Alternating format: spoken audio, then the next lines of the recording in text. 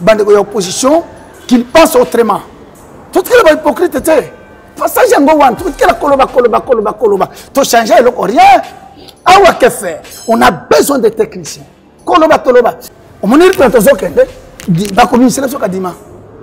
qu'on ne rêve pas, que nos faits ne rêvent pas. Sinon, toko kola, ce qui a pembe, et ont bimé le biso, n'a pas utopie. Que faire? L'opposition doit s'organiser, doit chercher les techniciens qui regardent les choses telles qu'elles sont. Parlez, vous allez changer quoi? Vous allez condamner l'église comment? Si vous dites ça, parce que catholique n'est pas d'accord, mais aux autres cas déjà, Koloba Yambo Solobi, a passé outre. Vous allez condamner que l'église? Parce que protestant, nanani aboyi, que Kadima soit là, que Moulumba soit là, que Chihuahua soit là. Mais si vous êtes bien organisé, vous posez bien raison que Magalé la pomme. Le peuple que tu vois n'est pas idiot. Évêque Wana, prêtre Wana, passé Wana, avant nano akoma évêque, c'est ça congolais. Azana no mutu, azana ba sentiment, azana ba parti naï, ana ba pencha naï. Baso sala en tant que batou. Baso sala en tant que basali nazam. Histoire oyo to ya bareve, to ngole musaidi na bal. To zuba vie Fernando, ba vie Sony, ba vie Mwanza, ba vie Kankenza, e ba manda masolo. Nena lelo, tala kuna ba vie ba vele ba koma. Ba koma wapi? C'est que peuple est découvrir.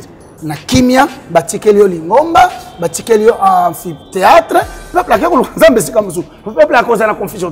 Dieu sait susciter les hommes de Dieu au moment favorable. Na yoka kabatu, toza pays laïque.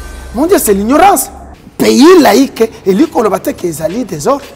Les alliés problème, il y a politique bien définie. Ceux qui prônent les Boukoko, ils ne comprennent pas que les Boukoko est dans la spiritualité. On dit déjà que les Boukoko est un kindoki, une erreur. Ceux qui disent que il y a une confusion. Vous voyez pourquoi il y a une confusion. Mais nous avons un bon technicien, un véritable homme de Dieu, il y a qu'à séparer Biloko. Quand est-ce que Boukoko est bien? Yo Bukoko yakao. Quand est-ce que Bukoko ezamabe to tikeli ba biloko. Mboka zo senga par ya délivrance. Pour la délivrance c'est ça la main. Et zo senga nano to identifier ba mon ezo mine mboka wana. Mboka pone kangola ma, il faut to kangola manano congolais. Lembo zo talisama ba corruption partout, tribalisme. C'est bien to senga ko délivrer ngo ba biloko wana, ba sentiment, ba ko simba ba magie. Ozomona bakote koti baloge bateka mile mon ami tema on mitama be faut bakangola.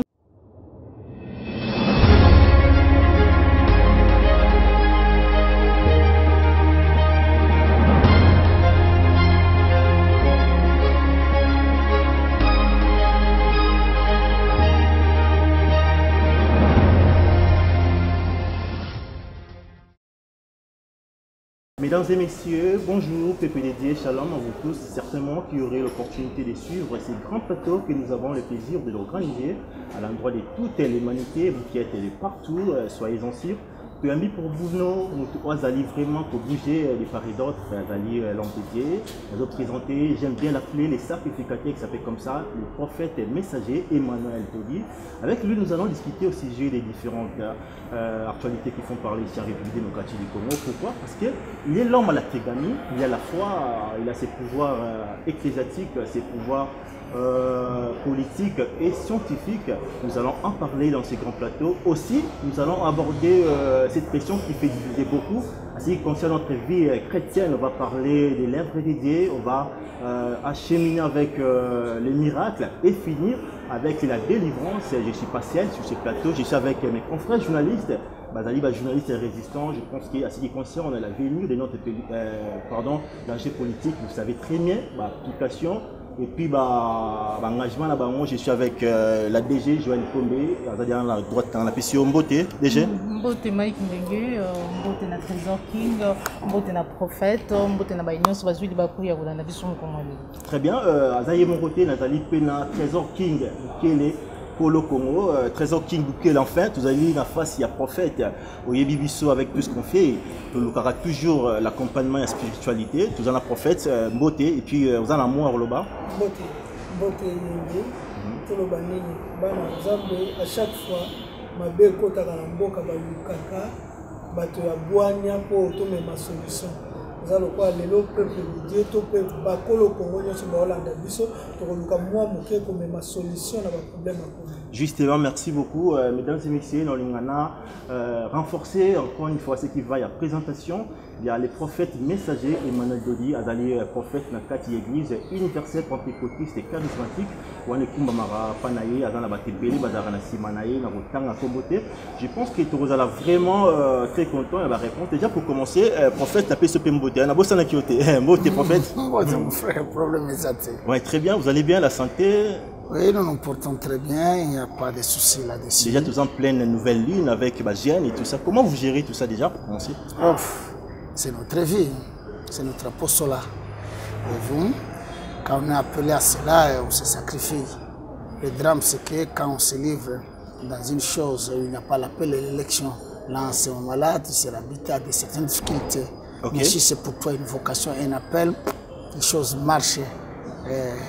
Vraiment sans problème. Très bien, prophète Emmanuel Trotik à la Ranayo, je ne sais pas ce que vous allez moi en Zambie, on ne sait pas ce que vous avez Jésus, parce que vous faites, vous êtes un peu partout, vous allez que ça va action humanitaire pour qu'il n'y ait assisté même, pasteur Wazaki Nakala, Wazan la position à Mabé actuellement et tout ça, je ne sais pas comment comprendre.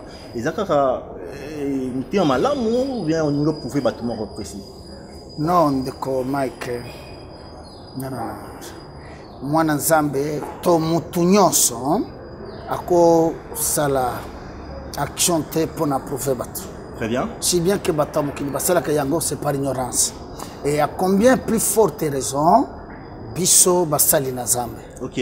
Parce que Bible lobi la foi sans œuvre elle est morte. Voyez-vous? Et il est écrit dans le livre de Jacques. Montre-moi ta foi et je te montrerai mes œuvres. La foi est la foi que lorsqu'elle est accompagnée par les œuvres. Je le fais parce que c'est une nécessité qui m'est imposée. Donc je ne le fais pas pour prouver. Je suis né comme cela. Okay. Et d'ailleurs, la parenthèse, vous savez, mon frère, j'avais des petites difficultés, des petits problèmes avec mes parents. Je pouvais entrer dans la maison dans une biloko.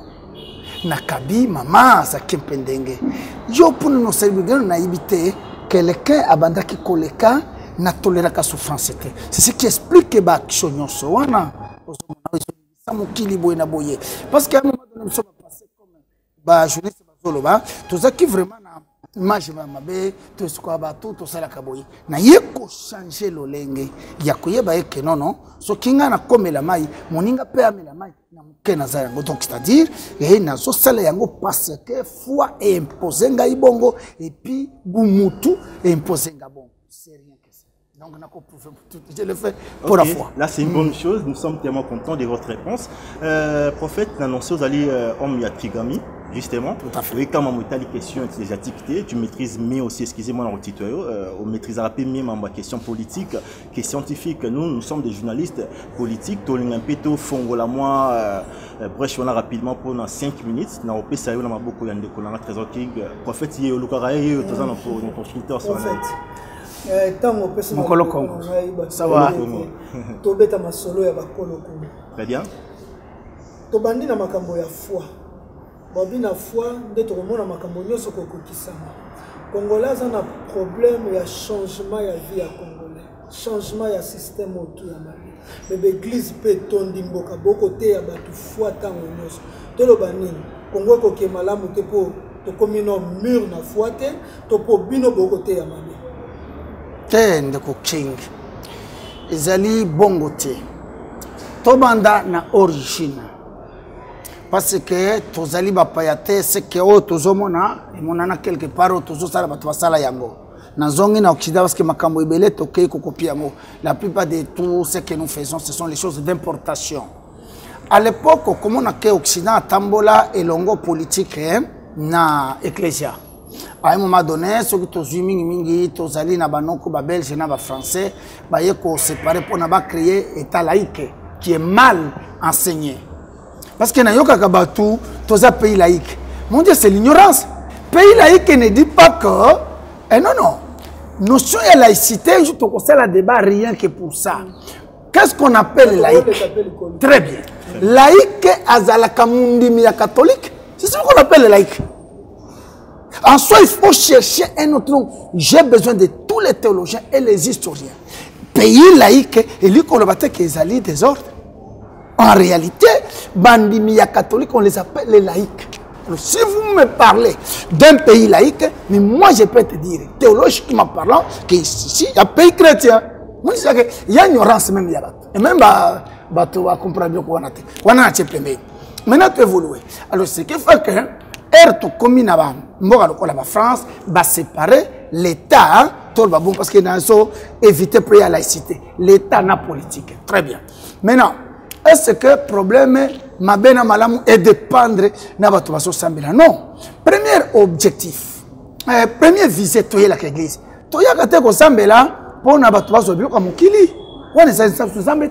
Objectif, il y a l'église, les alliés comme la résurrection, n'a pas conscience, c'est qu'on a. Voilà pourquoi on a tout séparé.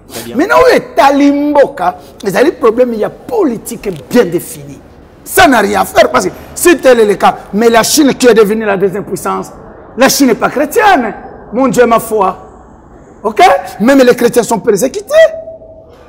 Parce qu'aujourd'hui, la Chine est la deuxième puissance. Bon, je prends le Japon. Hein? Le Japon n'est pas chrétien. La Chine n'est pas chrétienne. On quitte un peu d'autres choses. C'est vrai, on a besoin de la spiritualité. Comme elle a défini Dalai Lama. Que la spiritualité est à l'okola maï. Maintenant, na mai, oya koya na ti, oya koya na café, oya koya na rikofi, oya koya na miliki. Mais nini sangisi biso mai. Mais la spiritualité, la chrétienté, et ça bilo komi bale ekeseni. Et donc, lingomba, musala tozali na yango, et zali bilo komi bale ko préparer batuba kende lola, mais tout en étant sur cette terre, faire que bandimi bazala utile, na nation na bango bazala modèle, ba ibakate, ba constakate, ba sala kamabete. Voilà musala lingomba. Très bien. Voilà. Tokei, au lobby est malin.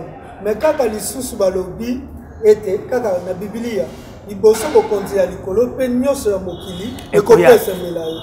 Awa ba Congolais mingi ba weleli ki bo konti ya likolo. Eke ya mokili kopesa mela biso te. Kaka na Biblia po toko solo na mosai na nzambe. Soki boko senga te boko senga boko zote seke boko senga mabe.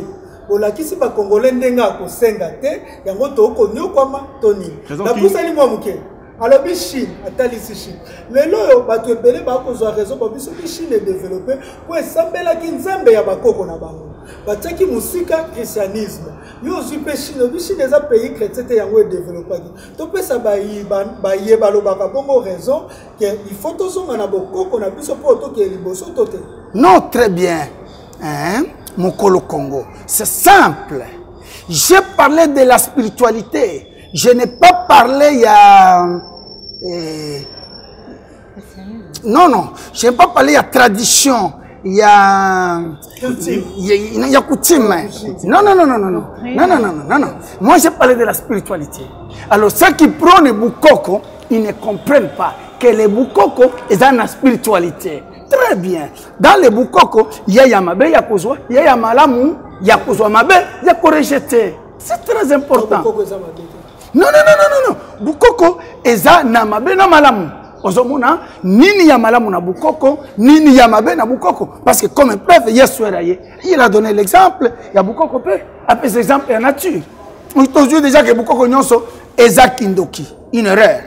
Ce qui te dit sur le mec que tu fais un Bukoko, il y a une confusion. Vous voyez pourquoi il y a une confusion. Mais nous sommes un bon technicien, un véritable homme de Dieu. Il y a qu'à séparer Bilo. Quand est-ce que Bukoko est bien? Yo Bukoko yakao. Quand est-ce que Bukoko est amabe, tochikeli, bah biloko. Vous avez bien compris? Très bien. On va continuer justement, mesdames et messieurs. Une dernière question à caractère politique. Maman Joël, maintenant tu dois le dossier à CENI parce que tu as pris dans mon corps, il y a ça Lanzambe, bien que moi je connais, hein, parce que je me signaler, moi j'ai fait partie, il y a ambassadeur pour Christ, je suis dans cette église, mais bien que là je suis journaliste, et pour nous poser ma question, donc il faut ça part des choses. Maman Joël, question à CENI, Ozo Kabola Mokili. Voilà, merci de Mike, au prophète Emmanuel Dodi. Réaction na yo par rapport na maizali ko likalelo na kati ya CENI en tant que musali na Nzambe parce que bikolo buti koleka tout mona kita entre basali na Nzambe de l'autre côté église catholique toyo ko mon église des réveils chaque jour ba réaction ezali ko buta de part d'autres. de la part il y a Bastali Nanzan les réactions na yo tongo komona kondongwana entre binomoko et pourtant vous allez il y a des sommes colossales vous allez censé côté ya ba Nanzambe imité côté ya population kimia. Oui, merci maman Joël Kombe. Quand ndenge na uti koloba ke to séparer l'état na Bunzambe awa pe to séparer bomoto na Bunzambe. Parce que nous sommes en traité, non, non, séparons l'homme et l'œuvre, comme l'avait dit Pape. Et lui, Kolobanini, évêque Wana, prêtre Wana, passé Wana, avant nano akoma évêque, c'est ça Congolais, azana no mutu, azana ba sentiment, azana ba parti naï, azana ba penchant naï, to séparé yena. Ce qui to sali distingo Wana, tokozala moins de difficultés. Mais si tu sangi sinde kuna to sokende ba passer ba salima be non non. Est-ce que na tango wana ba so sala en tant que batu, ba so sala en tant que basali na nzambe. Jomona. Maintenant, ngai loko ya seni wana sincèrement tobandi na ndeko malumalu 1 malumalu 2 mulunda nanga lelo to yebiteme de la façon dont les choses se dessinent. Peut-être Kadima, parce que tout le monde dit déjà, déjà, il y a président, il y a assemblée, les carottes sont cuites, hein, parce qu'après cet exemple, il y a bien que l'idée pèse à son table. Ce n'est pas pour autant l'élection de Salamate. Il nous a lancé un défi. Il a exprimé déjà. Yamato Ayoka. Maintenant, je demanderai peut-être à l'opposition qu'il pense autrement. Sincèrement. Apparemment, déjà passage en force. Sincèrement, parlons les choses telles qu'elles sont. Pas vous disons qu'elles soient. Tout ce qui est hypocrite, passage en Gowan, tout ce qui est koloba, tout changer, rien. Awa que faire? On a besoin de techniciens. Koloba, il dépasse à 2005. Titre 2006, c'est salam. Ok, de Mbemba, bimisa na armée wati. Bon, il dépasse à Kenda Air. Papa, tu sais que derrière, après, à Lingi, à Kota, oui, ma comme pouvoir de salarié, on y a roulé awa. Kende komi arole na Kasai. Okomi Kasai bakanga. To sala élection papa. O monir que to zokende ba komi sélection kadima. Qu'on ne rêve pas, que nos faits ne rêvent pas. Sinon toko kola souki ya pembe ezo bimi le biso na ba utopie. Que faire? L'opposition doit s'organiser, doit chercher les techniciens qui regardent les choses telles qu'elles sont. Parlez, vous allez changer quoi? Que faire? Et c'est comme ça que Toye n'attend élection au le cas. N'est-ce pas, il y avait machine. Quand il y a machine, machine à voler, machine. Non, non. Le président Félix Assanté, il avait compris. Machine ou ça, machine, ok? Maintenant, les autres, tout le machine. Maintenant, maintenant, on s'est bien organisé. Et il y a qui constate que Chadari a gagné. Maintenant, il faut que les gens s'organisent. Mbosa lobi yango clair. Donc, tozo kende kadimazo bima. Pour plus en raison. À moins qu'un miracle s'opère. Peut-être c'est ce que nous voulons. Maintenant, ici, regardons les choses telles qu'elles sont. Merci beaucoup, prophète. Une dernière question. Est-ce qu'il y a une possibilité de vous voir pour la confession religieuse? Parce qu'il va dire Emmanuel Dodici, c'est fou et tout, mais pourquoi pas avec les idées aux anango, est-ce que c'est possible? Mon temps n'est pas encore venu. Mon temps viendra. Rapidement déjà.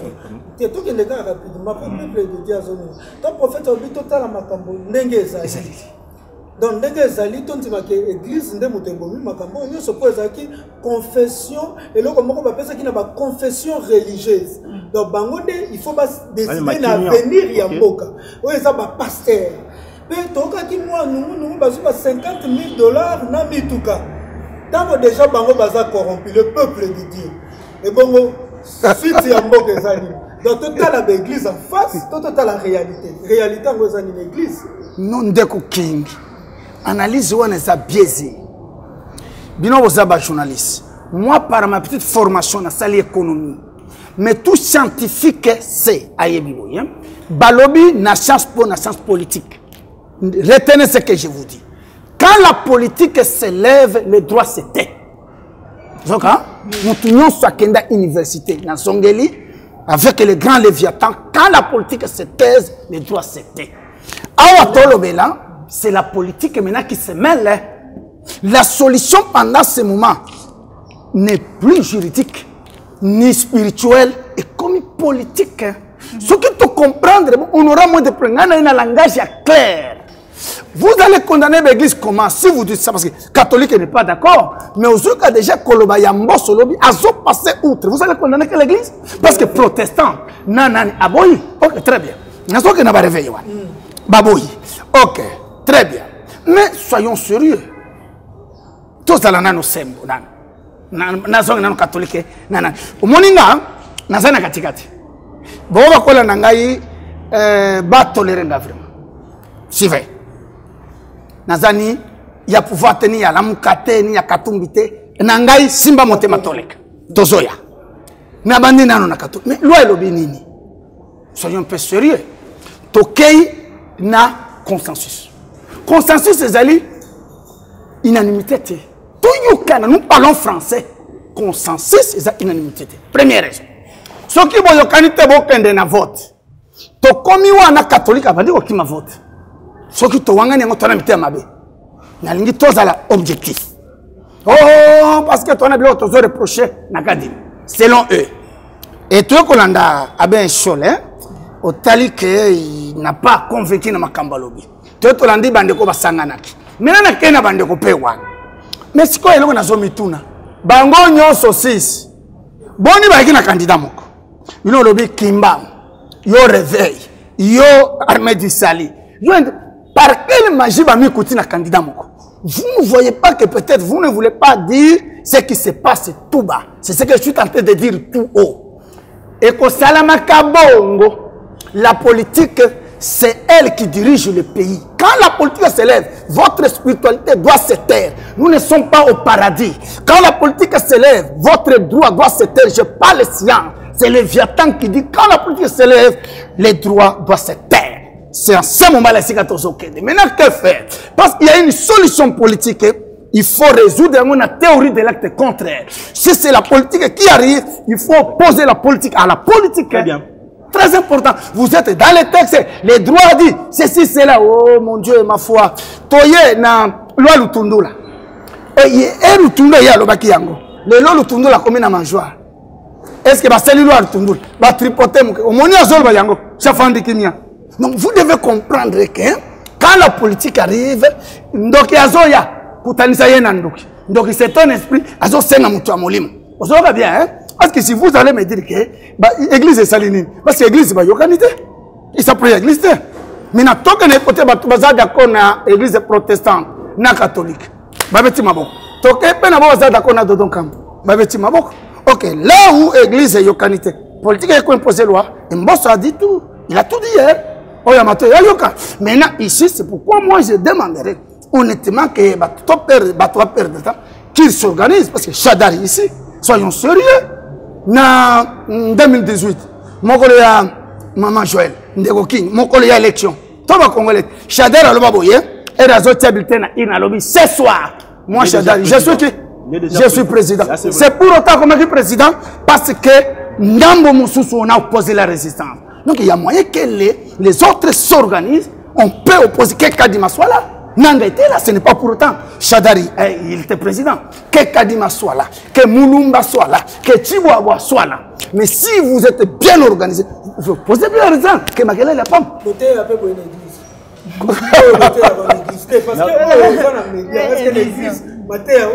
Bon, là c'est question très bien politique. Non, madame, c'est là. Mais tout à fait. Oh, papa, moi quand je prêche Makamundenge et Lungobani. Premièrement, j'ai dit ceci. Pouvoir, maintenant, moni, ce qu'on me minga na Makamakote, ce qu'on a un peu musicamuke. Pour moi, je ne crois pas, et même les Zambé, Dieu n'est pas un dieu des élections. Vous en avez déjà? Sinon, il n'est même pas dictateur, c'est un théocrate. Vous en avez? Dieu n'est pas un dieu des élections. Les élections selon Dieu, ce n'est pas les élections selon les hommes. Vous en avez déjà, hein? Alors, donc, ce qu'on me dit, donc, c'est pour vous dire que Dieu n'est pas un dieu des élections. Les élections, les un moyen par lequel, les canal par lequel Zambé a bongisa, nous accéder au pouvoir, c'est ce qui fait que il y a à quoi accéder au coup d'État. Ah oui. à quoi accéder? Na boyokani, à quoi accéder? Na pays du tiers comme le nôtre, à part l'Europe et ses fanda, qui Europe à l'époque, ça y a coup d'État, et même en Espagne, et ça on a 70, ça y a Franco, na dictature. Espagne, y a Portugal, y a Soukati, y a rejoindre la démocratie après. Donc c'est pour vous dire que Dieu, c'est pas il y a démocratie là. Donc ok, nan loba kailo comme on a média nyons et le kouana batba yoka yango bien. Ce que botama mon konzi, qu'il neige qu'il pleuve, tu finiras à être président. Quoi qu'il en soit, to botama kaba président, to botama kaba prophète, to botama ministre, où est là qui ministre, qui président, to botama kanaya. Vous allez me dire non, ce que les pasteurs racontent là, est-ce que c'est par rapport à l'Afrique? Mais non, j'ai dit même en Europe, mon Dieu ma foi. Oh, on a pris cet exemple à France, il y a Souk. N'est-ce pas dans l'élection, il y a Hollande, candidat à Zala qui mieux placé, c'était Dominique Strauss-Kahn, les professeurs en économie. Pam, sondage PC, dans notre Azawapi, Azana, FMI. Parce que FMI est un européen, Banque mondiale, parce que ça domaine à maîtriser l'économie, Banque mondiale américaine. Mais là-bas, j'ai un mois, si je suis guinéen, à quoi il y a Ekobo? Directement français, à Tolinga, il y a un professeur, il y a un Ekobo. C'est comme ça que François Hollande, na mission ya batwaza qui n'a lignité devant Dieu, Dominique Strauss-Kahn, abotama qui n'a pas consulté. Lorsque vous comprendrez que le Kowana, je peux révolutionner beaucoup de choses. Bah, élection est là. Si tu es né, si je suis né président, avant ma mort, je finirai par l'être. Mais si je ne suis pas né président, papa, vous allez crier, Mbemba, Joseph avait volé. Papa, tu sais que dit le père, Joseph avait volé. Fayoulou, on lui avait volé. Mais très bien. Moi, je vous dis tout simplement que ton pote n'est pas président. Voilà. Très bien. Que celui qui veut comprendre, qu'il comprenne. Merci, mesdames et messieurs. Comprenez que là, il s'agit à très gagner. On vient d'évoquer justement la question purement politique. Cette fois-ci, prophète, on va démarrer avec les questions à caractère chrétien, bien sûr. King, vous avez la maloba. Nous allons commencer avec ce qui concerne l'œuvre de Dieu. La question est là. Moi, je pense que nous sommes œuvre de Dieu. Même au qui est œuvre de Dieu. Ben justement. Même la politique pasteur a œuvre de Dieu. Parce que tout autour ya makambo tout au lobby oko kanga na kotindaka totalaka ba église o na kati ya Seigneur za ba église eza représenter otangi ba art lelo na kati ba peuple de Dieu ba komi na confusion na maloba ya ba pasteur na ba télévision ba pasteur musu ba komba fanatique ba musu ba komosa ba propagande ya batu na kati ya ba mangomba na c'est leur droit. Bon disons ba propagande c'est vraiment leur droit. C'est leur droit. Misusu bakomi kosala o bakosa esika misu miracle esika misu miracle ezate ndenge ni koyeba o église ya malamu wapipe o eza l'œuvre de Dieu et tout ça donc ba bien église ya malamu ça o eza na œuvre ya Nzambe pe œuvre ya Nzambe koyeba ngo ndeni ke awo eza mosala Nzambe. Mais c'est simple ndeko King. Premièrement, nous avons un peuple dans la confusion. Non. Jésus a signé, mon peuple ne sera jamais dans la confusion. Qu'un pasteur, qu'un prêtre s'embrouille, ça n'a rien à faire avec ce peuple-là. Dieu aime ce peuple-là. Mukambia cause l'erreur, Dieu est tellement riche. Donc je ne vois pas moi, peuple, à la confusion. Non. Bon. Deux. Opposer question à Koloba, pasteur, changer ma ngomba. Oui, na utaki Koloba que avant comment passer azamutu, azane ekolo na ye, abongwani motema te, aza délivré te, azala parti na ye. Parce que to mona kiawa na mboka oyo. Pasteur musu balobi na tango ya Kabila politique eza lisumu. Fachi aye bato balobi politique eza masumu. Ba nous sommes en église, vous comprenez? Donc c'est pour vous dire baza bato baba même faire hein, ba changeaka. Ce n'est pas pour autant que ko touche Nzambe. Dieu reste oui et amen. Bato ba koleka na buzoba na ba faiblesse na bango. Ça n'a rien à faire. Et en un, koyeba lingomba ya solo. C'est simple. Hein? Est-ce que tu koyeba lingomba ya solo? Non, parce que lingomba nyonso ekolo ya solo même au pasteur a dit côté à Yesu, abandi ko sala jalelo ya kingani. Yepe akoloba akapona Yesu c'est simple. Maintenant ngai nalingi Nzambe. Na ko sala ina za mwana Nzambe. Premièrement, je dois prier. Seigneur, oriente-moi muto Nzambe la. Yebisa ngai esika okende ko sambela. Molimo oriente ka batuti. Deux. Ce qui peut être dans la capacité ko sambela tena ko kite. Bible lobi bogoyeba arbre par ses fruits. Justement. OK? On est au 5 sainte ina lota te na la te. Nathalie est-ce que pasteur zana ba fruit lingombe zana ba fruit ya lobiko très bien ce qui n'a moni za bongote na zana droit na bendani c'est ça donc to ko empêcher pasteur azamutu à sa la politique était to ko empêcher pasteur azamutu alinga président ou alinga opposant lingi to ko empêcher pasteur azamutu avant comme pasteur dolenga lingi kolatela dolenga lingi koliela non on a non non donc nous notre problème ici c'est comment on a Yamoto c'est un peuple c'est une confusion tout le monde peuple kanenge na landa kabino peuple ça so batata na politique n'a pas cet exemple bien peut-être boyo ki ngo bien te chef d'Arina 2008 à lobby ce soir je suis président mais ce peuple là défait vraiment on peuple là nenga comme il était sûr partant de ce que Omar Bongo avait dit c'est lui qui organise les élections les gagne chef d'Arina était sûr et c'est pour autant comme président na yepe na ba église. Le peuple que tu vois n'est pas idiot. Hein? Ce n'est pas toté de makatoté yaka. Peuple wan est ensemble. Batu basa ensemble. Alors, je pense que Bayebaka, passer à Salaboye, passer à blaguer, Bayebi. Est-ce que l'église wana to cité na mboka oyo? Hein? Moi ba se basala makelele. Babanda te histoire oyo to ya bareve. To longole musaidi na bal. To zuba vie Fernando, ba vie Sony, ba vie Mwanza, ba vie Kankenza et babanda masolo. Maintenant lelo, tala kuna ba vie ba vele bakoma. Bakoma wapi? C'est que peuple est découvrir. Na kimia, batikelio lingomba, batikelio amphithéâtre. Peuple a peuple a causé la confusion. Dieu sait susciter les hommes de Dieu au moment favorable. Je pense que ces hommes sont déjà. De la délivrance. Parce que tu as la paix, miracle belé, surtout ce qui est compliqué à distance, même si tu as maladie et tout ça. Comment vous faites? Malgré politique, il y a le politique, politique est comme un sous. Donc, est-ce que le miracle Deli tokoko yeba ba miracle malamu na mabe. On dirait bien on se peut tout beau sangani. Na bato malamu na mabe tokoko yeba te. D'accord. Quand on parle de la délivrance, l'ennemi a délivrance pas ça ba mal. Très bien. Merci. Na yena kesho moko yakina katikati na kozo ya suka na kozo ya bandeli. Je sais comment. Olobi na katikati olobi tokoyeba te miracle ya solo après oyena ennemi à délivrance après 3 miracles sur salam. Moni papa nenge to lati bilamba. Si vieux nyarkos ou vieux wemba aye même elamba akoloba moni elamba wana eza original. Moni sapato wana peut-être ezali kroko il y a $5,000 akoyeba. Maintenant na kena bricoler kroko moko ya ngiringiri akoyeba. Comment tu connais un vrai miracle? Vrai miracle, c'est simple. Vrai miracle, nyonso et même akabatu na lola. Kobanga ensemble. C'est simple. C'est simple, c'est comme magie. Muto asalelinga miracle. Sikoyo atinanga na masumu non?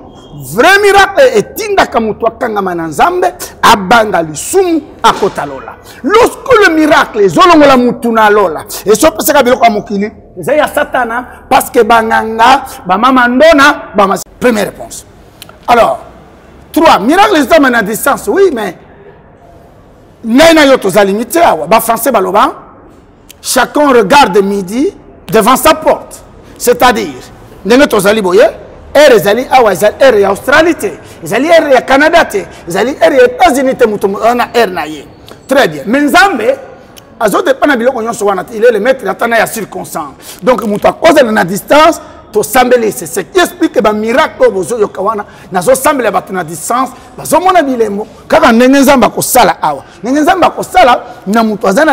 que limité, mais nous sommes à limiter. Voilà la réponse. Ouais, très bien, moi je vais rien avancer car déjà des coquilles. Ennemi à délivrance. Compléter compléter parce que déjà tu sauté carrément tu as tout qui des lèvres dédiées délivrance. Déjà tu côté un miracle maman j'ai leur zone à la métallie justement délivrance. Prophète c'est que les années. C'est que sûr parce que tu as dit que c'est pas facile hein. Comme on a vidéo, il y a mutu azali na mbasu. Mutu azali qui na difficulté à robota. Mutu azali qui na incapacité ya kozala mukanda ou tu bengi document justement tu bengi un doc. Na poto après justement qu'on a la connexion na yo azui document après juste que côté car na ministère na yo ministère des affranchis azui guérison c'est quoi votre secret nos années? Oui Mike c'est gentil secret yango oyo chomoni lelo to fanda na se ba papa na ba maman tout ça na chaîne to zola na église secret yango wana secret sacrifice prière sainteté Mike na muke oyo boyebelinga na ko zola ba passer muso ba mila masanga oh ya solo ba mila masanga oh trop ah bon donc mais question wana ba to bazo poser yango pona nini bazo mona différence wana na zampe na biloko nyonso ya mokili na kosala viva petit coup na leki na basala viva wana mais nazali na souci de ce peuple qui souffre na fandi bien pas parce que ça makelele non oui côté wana ni to ko kuna mais secret na ngai ezali sacrifice souffrance jeûne prière tozola la bozomona bazola la na se parce que ça ba ma ba uti poto fraîchement azonimba bato Canada bazeli awa bon, c'est-à-dire quoi? C'est un sacrifice. Au bang ensemble, qu'au kangamana ensemble, il y a sakingai secret yangoa. Nayena ennemi à délivrance. Très bien. Ennemi à délivrance et ça sentiment. Les autres. Ça. Parce que la délivrance, nous amène à Kangola. Parce que la Bible dit que les chevaux sont équipés pour la bataille, mais la délivrance appartient à l'Éternel. Maintenant, Zambe a quoi ça mutuna ina Kangola tambola boy. Mutuya tenzot par exemple. Hein? Zambe peut me dire mutuya musala nangai azana kindoki. Zot maman nanga. Maintenant on a continue sentiment entre maman nanga na Zamba lobi. Na bloqué délivrance. Na délivrance il faut omitika. C'est un king, ennemi à délivrance, et ça nous on a sentiment. Mais est-ce que, prophète, par rapport à la délivrance, parce que nous avons normalement, les alliés n'ont pas signé, qui s'est vraiment délivrance. Tout à fait. Mais est-ce que nous avons le actuellement? Est-ce que ce pays a vraiment besoin d'une vraie délivrance? Tout à fait, Sœur Joël. Et cette délivrance, doit être un prophète. Oyebi na éviter mingi tellement boyambi ba prophète hein c'est que terre comme pollué balobi mingi ba promettre mingi donc muni na boyina kotakuna ba baby sina mutuya c'est comme na ba débat politique mais na banalise objective et tikeli place banalise tribal là moi to kotakuna ezalité olingo yebisa mutu boy te dit Nazam Congo, Nazam Moulou, Nazam Soua, Nazam Mungala. Mais il n'y a plus l'objectivité. Maintenant, prophète, pour nous dire, quels sont les signes d'après vous, les lois qui Mboko Pinzeza Musenga délivrance? Oui, Mboko Zo Senga pari à délivrance. Premièrement, pour la délivrance, c'est ça la main. Et Zo Senga Nano, tu identifié Bamon et Zo Mine Mboka Wana. De deux, en soi, bref, ce n'est même pas Mboka, il y a un problème. S'il y a. Si bien qu'il y a parti, il y a Mboka en tant que... Parce que Mboka, c'est une science politique qu'ils allaient définir ensemble de territoire. Il y a Mabélé, ok? Après Mabélé, il faut tout bazar. Pour nous, la reconnaître les Nations Unies. Et après, qu'il y ait une institution fondée avec une constitution qui est la loi suprême. Tant mieux. Maintenant, tout ça déjà Mboka. Maintenant, Mboka pour les Kangolama, il faut tout Kangolama nano congolais. Très important. Investir dans l'homme. Congolais wana a Kangola manano. Ceux qui Congolais a Kangola mi, Mboka c'est un problème. Si bien il n'y a pas les autres à la Mabélé Penamai et Sikawan. Oui, Mboka ils sont senga délivrance. Parce que Babylone vous sentez que mon toisan à moi possède un pouvoir quelque part, il n'est pas délivré. Organitiki, toi n'as pas passé. Moi pasteur à son Jeep, Natiki Jeep, Corona voiture catch. Moi quand tu me sers en Zamba, bandiki Ndumba. Avandi mon boulot parce que ça délivré. Maman, mon toisan en opposition. Ton mon makambo belé. Bilobela. Bazwa opposant va pécher pouvoir. Et à cause ça la pire plus que ça qui kuna. Nous problème batouana. Tout ce qu'on travaille. Si bien que l'église, qu'aucune église si synonyme à vous la délivré. Donc bilembo isotalisama, ba corruption partout, tribalisme. C'est bien que tu aies délivré dans le bateau. Tu as sentiment, tu as simba magie, tu as côté baloge, tu as camille mon ami tema, tu as mabé.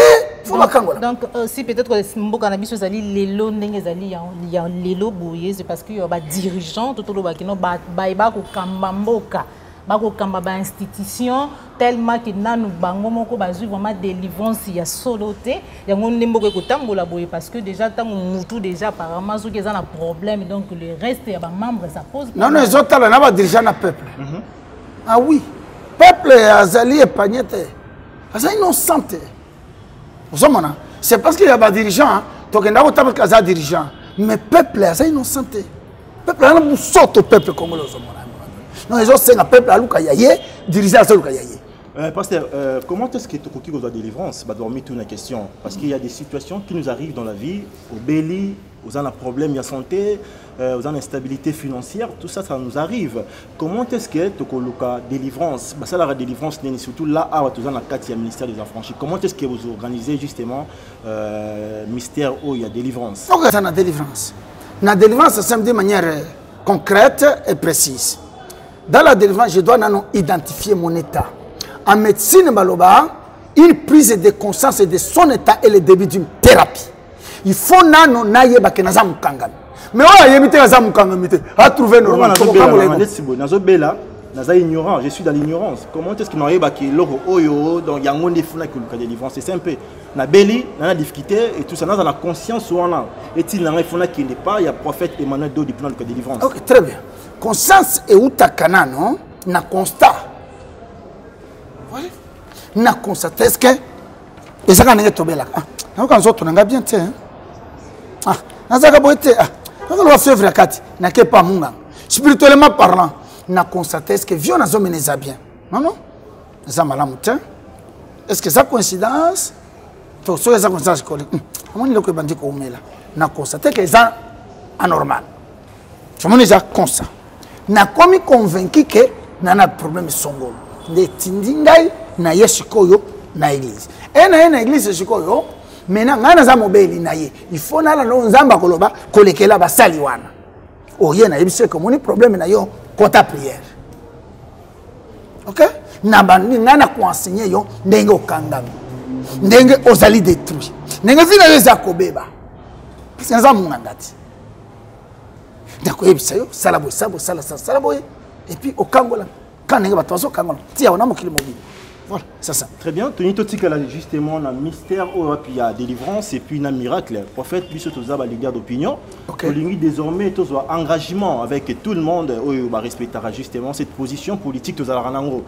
Bazan a un problème ébélé. Tout à fait. À l'obito Mathiamon voit, comprenez que nous sommes devant des micros et ça na la minutage na moins volume toutes ces photos respectées donc le bito bakisa j'aimerais quand même ça l'effort voilà bien que c'est un peu compliqué et bon il y en a des autres bien bon c'est pas bien on ne sont pas vraiment habitués de forcer toningi tout ça là engagement moko solennel na batunyo surtout à ça la rabiso confiance to bisi bango awande vérité zali to bisi bango awande guérison zali to bisi bango en même temps que témoignage ceux qui ont eu que ça le témoignage dans les a raté batinda rayo tout ça boué manquiona justement parce que ça s'est fait au moins que ça l'autre ont inventé et ça m'a trop avec comment on manquiona voilà mon nom papa c'est compliqué OK manquiona c'est-à-dire ba professeur Lukuta ba passer ba ke ba lokoti ba pêcher $20 alléluia bangone ba pêcher ngo comment manquiona ngapena zoka na ba passer ba sala ka biloko wana manquiona mais awa manquiona te papa to bana bango sikoyo justement tala batalaka OK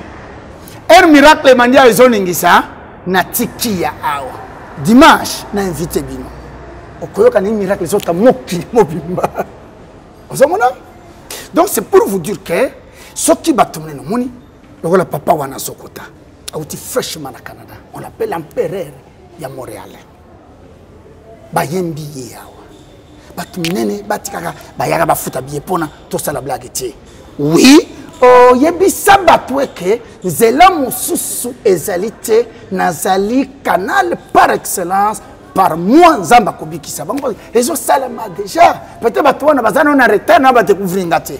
Voilà. Est-ce que vous faites aussi un rambon? Là, c'est un problème. Vraiment, on te rencontrera en Kinshasa.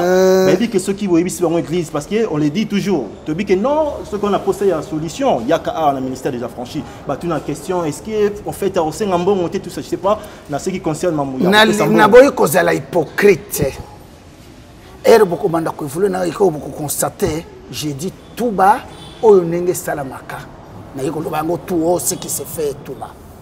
na senaka mbongo te mokili amoni baye bakolanda ngai bakotémoigner yango mais mwana nzambe nyo azali na droit kopesa liponza na de manière volontaire na église point barre mais ngai d'emblée obenga ngai prophète Emmanuel samelanga de bapase mosusu pesa mbongo ya mangengenge posa pesa mbongo na somba ba citron soki okutani na mutu na vie alobi bongo c'était mentira kolimbisa mate jamais ezala awa ezala na potona yamba kapam okota biro na ngai na koyamba sambongo ti mais à part offrande ce qui est normal soki munimo bandi ko boya offrande soki oza shindikana oteka molimo oza mundimi ya kopola na offrande yebisana église catholique offrande zakanango église protestante lingomba nini offrande sala kati mais ande oria wana ngai Emmanuel salaboye pesa eloko obika ekobanda boni na ngai.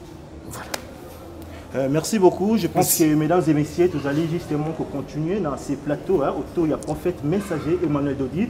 Tu connais un peu Kochité, prophète Toza, Kokutabino, Tokutibino justement. Na période où vous allez préparer une nouvelle lune. Il y a des fêtes précises au Balbi qui célébraient l'ancien temps. Mais apparemment, je ne sais pas qu'est-ce que vous pouvez répondre quant à Bazo Kanesake. Il y a des fêtes précises pour les juifs, il y a des fêtes dans l'Ancien Testament. Oui, Mike, ignorance, il y a pas mal. Nous devons curer l'église corps. Les malades, Nabilobela. Bazolo Bake, Ezali, ba fête juive. Il y a Ancien Testament. Namo, où y a un pasteur, et tout n'a pas pasteur, dis-moi où il y a. N'est-ce pas Ancien Testament? Je ne sais pas si il y a 10 minutes. Mais c'est l'Ancien Testament. Tout n'a pas pasteur, le feu, monte dans l'église, c'est l'Ancien Testament. Oh non, mon prophète m'a beaucoup pas embatté. L'Ancien Testament dit n'importe quoi. Il n'y a pas makambo ya kalana ya sika. Tozana makambo ya nzambe. Makambo ya kalana ya sika izalakate tozana makambo ya nzambe. Ouais, salamaki avant Yesuaya, et Yesuaya na lingomba, tobandi ko salela yango, c'est rien que ça. Donc, ba fête, otozo célébrer, Lévitique 23 de 1 à 4, Bible est claire. Voici les fêtes de l'Éternel que vous publierez à leur temps fixé, de génération en génération. Bah, le but, voici les fêtes juives. Voici les fêtes de l'Ancien Testament. Voici les fêtes de l'Éternel. C'est le français que nous parlons. Que vous publierez à leur temps fixé. Maintenant, passez vous soyez le nom Eza Yakala. Prophète Emmanuel, Amé Makambo Yakala. Ok, attends Zaki Yakala. Papa. Et même dans mon kili Makamunyo Zaka Yakala Soso. C'est ça. Non, c'est pour vous dire que Eza Makambo Yanzambe, tout c'est toujours salé là. La fête Eza Yanzambe, nous avons invité Batoulola ce dimanche.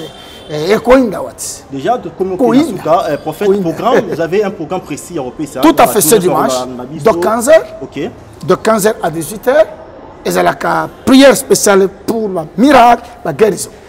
Merci beaucoup, prophète. Déjà, tout comme la souka, on a repris sa parole à souka, je ne sais pas, pour nous conclure avec les prophètes. Juste adresse l'église. Merci. Contacter l'église, qu'est-ce qu'il faut? Magnifique. On a travaillé na bino. Na bonne volonté na bino, balekela ipa na bino, ok? Bino pe je pense beaucoup bloqué bangote. Non, jamais. Beaucoup tinde langa batuana. Ok. Ba contacter Ndeko King, Ndeko Joel, Ndeko Mike, tolingi tokota en contact na prophète Emmanuel. Problème était je n'ose pas croire beaucoup bloqué batu ya kulukanzambi. Parce que boye pona bo faire découvrir na batu baye ba musala nzabe katina ngai. Donc ce qui baye pa na bino ba kokoma ou encore s'il y a émission Zoleka si sur mon numéro, beaucoup de numéros, pas de problème. WhatsApp, bon, j'ai numéro à prophète, en contact, adresse, tozana limité, dans le quartier Belé, Kingabois, Mombele, résidentiel, industriel, limité même, c'est pas des bonhommes, mais bien sûr, tozali na limité résidentiel. Voyez-vous, limité résidentiel, na avenue de La Révolution, numéro 817, coin 6e mairie. Donc, ce que vous avez dans 6e mairie, quand ici, 6e mairie est bandeli, et bandina résidentiel, et traversé Petit Boulevard, et qu'il y a Prince Mounene, et qu'il y a industriel. Et si il y a bandeli, 6e mairie, coin de La Révolution, tous les gens qui ont activité, mais il n'y a pas de problème, mon frère Massa. Joël, vous en avez le basuka, peut-être? Ok, merci beaucoup, mesdames et messieurs. Suki Awa, comme je rappelle rapidement, nous avons avec Tanina Robin, précisément vraiment les sacrificateurs, les prophètes messagers, Emmanuel Dodi, Wapito Solo qui ont métallique la question politique, de continuer qui n'a Wapito, le lèvre dédié, de continuer dans la délivrance et de chiter dans le miracle.